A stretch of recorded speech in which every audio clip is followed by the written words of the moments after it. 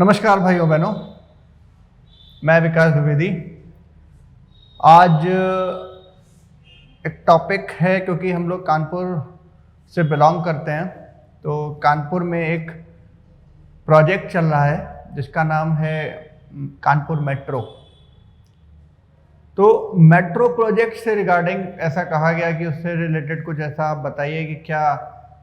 Metro project जो चल रहा है वो उसमें क्या चीज़ें और इम्प्रूवमेंट होने चाहिए, या क्या और उसमें कमियां तो नहीं है, कोई गलती तो नहीं चल रही है, साथ में कुछ दिक्कतें तो नहीं आ रही लोगों को। तो कुछ चीज़ें हैं, जैसे कुछ अगर लोगों को दिक्कतें आ रही हैं तो उसके बारे में भी आज हम चर्चा करेंगे। प्रोजेक्ट बहुत अच्छा है कानपुर मेट्रो। कानपुर में मेट्रो बन जाएगी तो हमारे लिए कहने के लिए बहुत बड़ी बात हो जाएगी कि कानपुर में मेट्रो भी चल रही है। लेकिन साथ ही साथ और भी बहुत सारी चीज़ें हैं जो लोकल जो लोग रह रहे हैं, जो वहाँ से गुजर रहे हैं, जो लोग जा रहे हैं, उनको वो चीज़ फेस करनी पड़ती है। तो ऐसी क्या चीज़ें हैं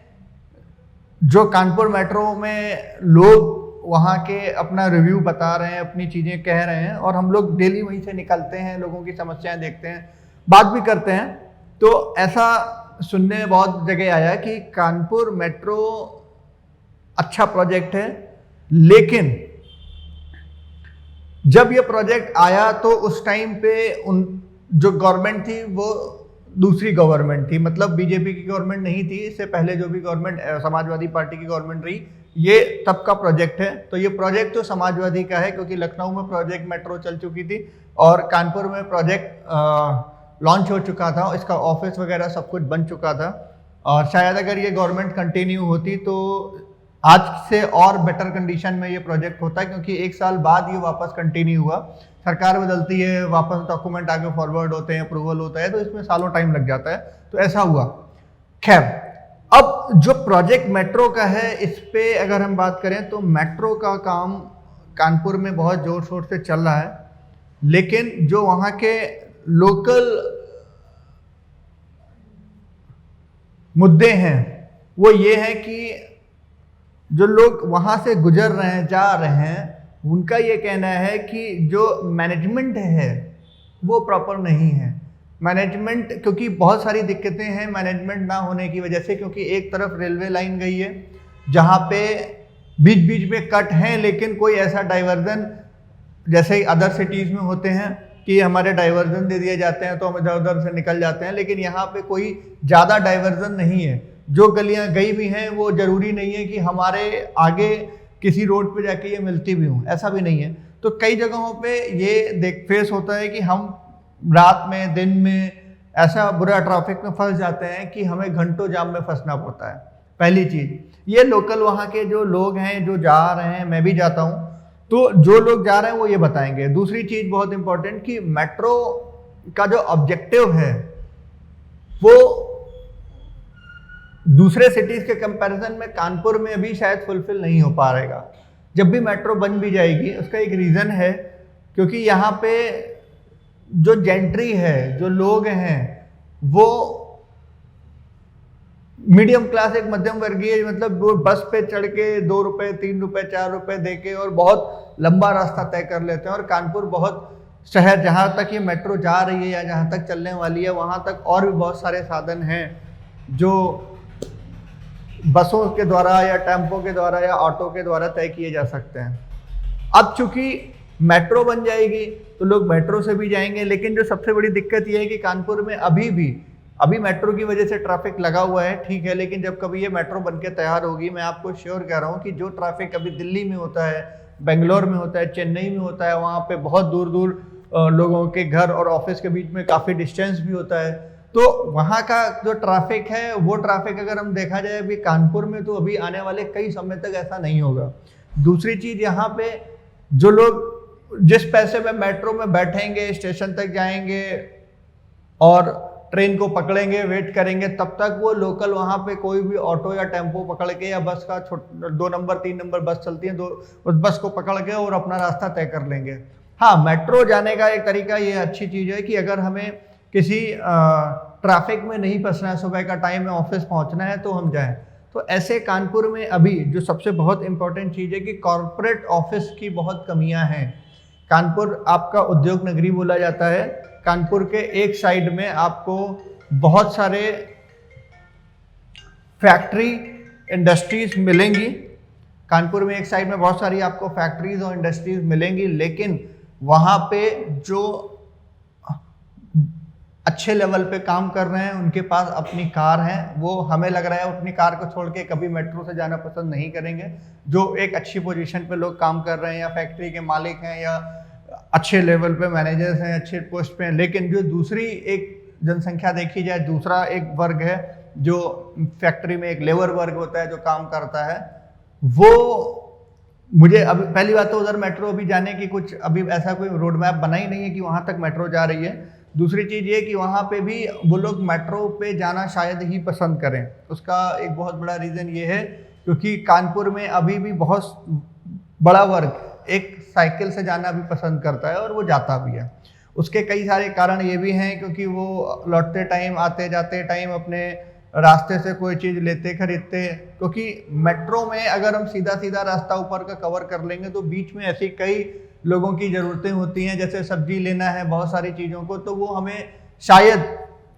वो चीज़ें स्किप हो जाएं, फिर बार बार मेट्रो से उतरो और जाओ। दिल्ली और मुंबई की जो बात है या जो चेन्नई और बेंगलोर की बात है, वहाँ पे ये चीज़ ज़रूर अच्छी चीज़ लगती है क्योंकि वहाँ पे कॉर्पोरेट एरिया ज़्यादा है, जो काम करने वाले लोग हैं उनकी एक अच्छी एक एवरेज सैलरी भी जो है वो भी कहीं ना कहीं ज़्यादा से ज़्यादा लोगों की अच्छी है। तो जो एवरेज सैलरी अच्छी होती है, पहली चीज़, मेट्रो का जो काम है वो है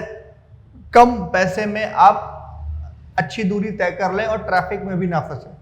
कानपुर में कम पैसे में आप अच्छी दूरी मेट्रो के अलावा भी दूसरे साधनों से तय कर सकते हैं, और ऐसा कोई भी अभी डाइवर्जन वाला कोई रोड नहीं है कि वन वे हो कि इधर से आप जा रहे हो तो एक साइड इधर से वन वे है तो आपको घूम के जाना पड़ेगा, तो बेटर आपके लिए मेट्रो पड़ेगी, आप मेट्रो चले जाइए, जाम में नहीं फंसेंगे। ऐसा अभी तक ऐसा कोई पूरे कानपुर में ऐसा कोई जगह नहीं है जो हो।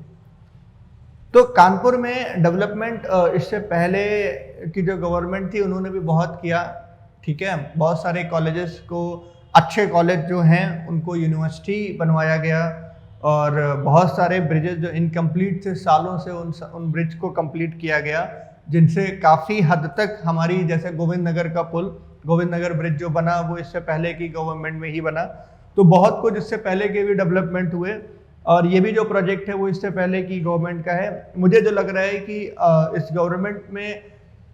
जब कोई पुरानी गवर्नमेंट अपना प्रोजेक्ट लाती है तो उसके पीछे एक उद्देश्य होता है कि इसको लाने से पहले या लाने तक या लाने के बाद हमको और क्या क्या करने हैं। तो प्रोजेक्ट मेट्रो का पास हुआ, ठीक है, लेकिन उनके और भी अपने उद्देश्य होंगे जो आने वाले अपकमिंग प्रोजेक्ट से रिलेटेड होंगे और जो लॉन्च किए जाएंगे। लेकिन जैसे अब यहाँ पे कानपुर में सरकारी फ्लैट्स बहुत तेज़ी से बन रहे थे, जैसे कि नोएडा सेक्टर में जैसे आपने देखा होगा ना, नोएडा में फ्लैट्स बने होते हैं, वैसे यहाँ पे एक एरिया है कल्याणपुर के पास में, वहाँ पे इसी तरीके के बहुत सारे फ्लैट बने थे। वो प्रोजेक्ट धीरे धीरे रुक गया, जो प्रोजेक्ट केडीए का है वो चल रहा है। तो ऐसे बहुत सारी चीज़ें हैं, अगर हम ध्यान दें कि काम पुरानी सरकारों में भी बहुत हुए,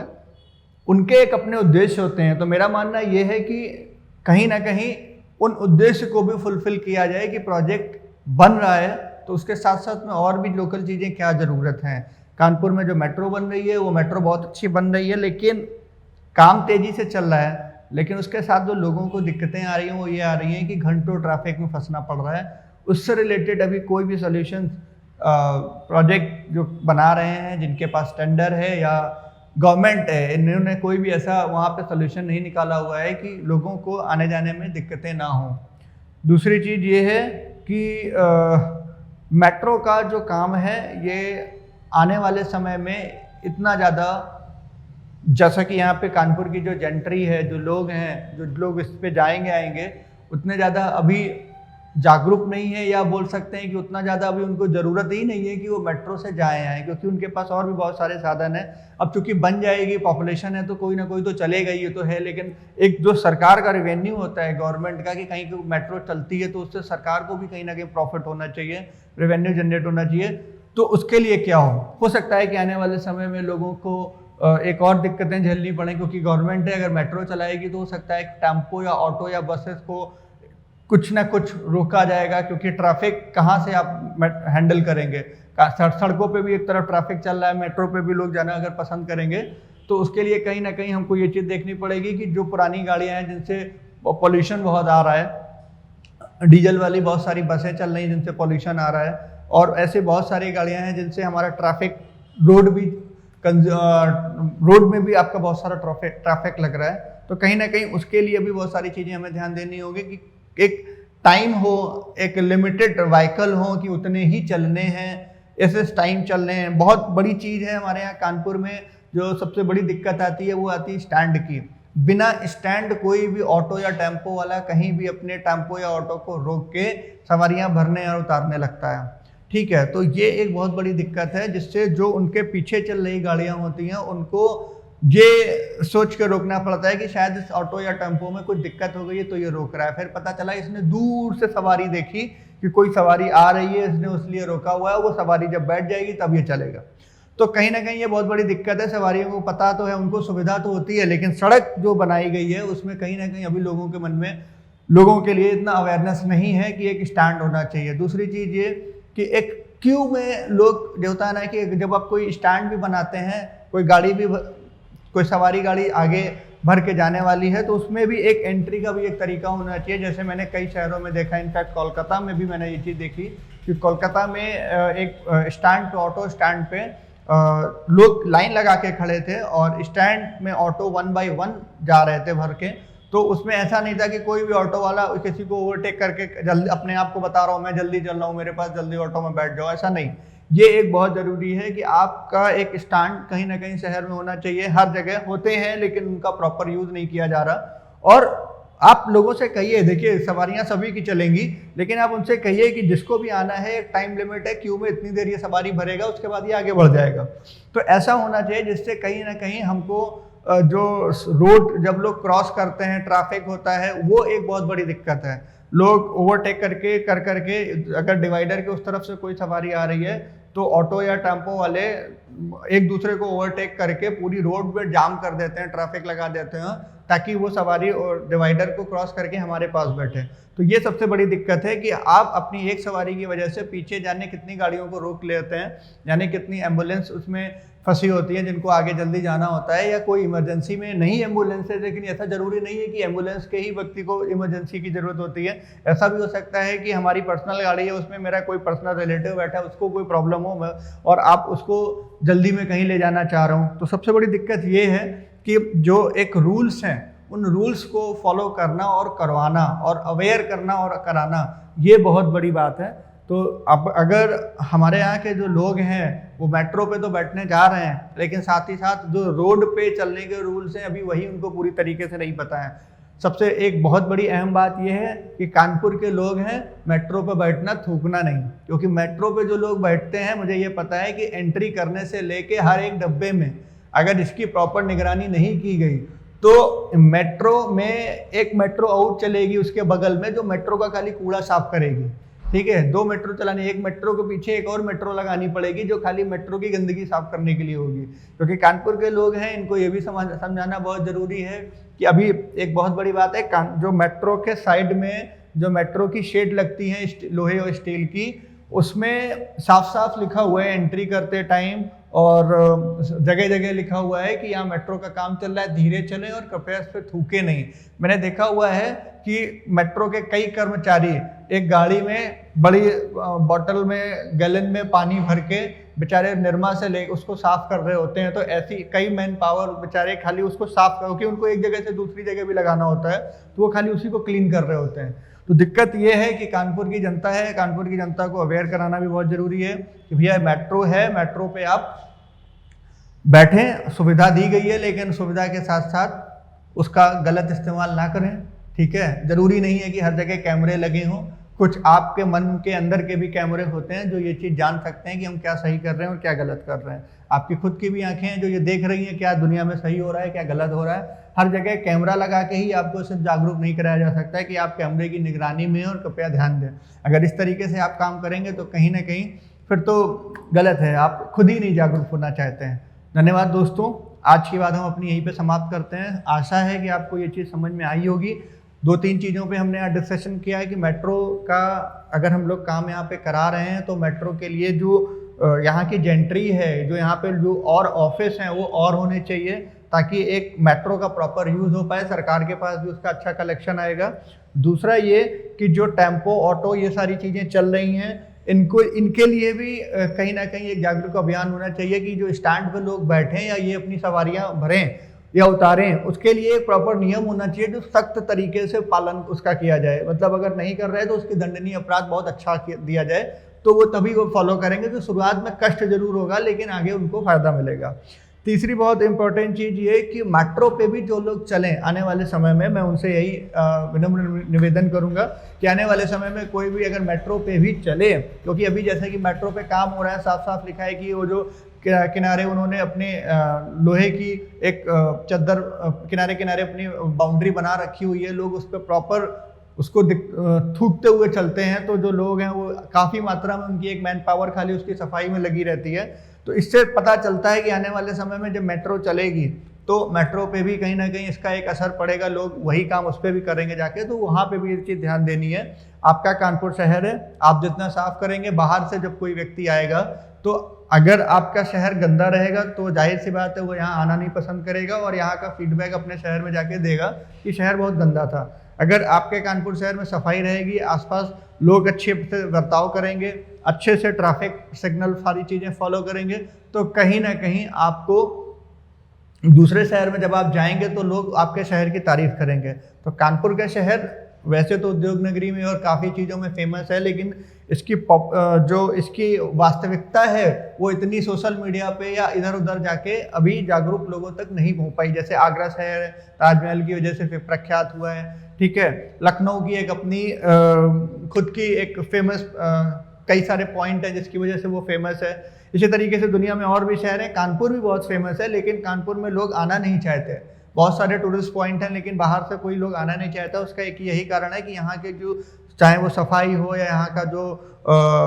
काम करने का लोगों का तरीका है, उससे कहीं ना कहीं बाहरी लोग अभी भी नाखुश हैं। कोशिश करेंगे कि हम सभी लोग ऐसा कुछ काम करें, सब लोग मिलके, कि लोग कानपुर में आना चाहें, बाहरी लोग आना चाहें, और यहाँ का कोई व्यक्ति अगर बाहर जाए तो उसको ये चीज़ फील हो, ऐसा उसको एहसास हो कि हम कानपुर से हैं तो लोगों ने कानपुर की तारीफ करी, पूरे कानपुर की तारीफ करेगी तो आपको भी, जैसे लोग बाहर विदेश से आते हैं तो कहीं ना कहीं आप लोग बहुत खुश होते हैं कि हम विदेशी से मिल रहे हैं, विदेश अच्छा है, विदेश हम आएंगे तो क्या होगा। तो आपको बड़ा जागरूक, आपको बड़ी खुशी होती है कि हम विदेश जाना चाहते हैं, विदेश बहुत अच्छा है, ये वो। आपका शहर है, वहाँ पे भी सड़कें होती हैं, मकान होता है, पानी है, फैक्ट्री है, घर है, यहाँ पे भी वही है।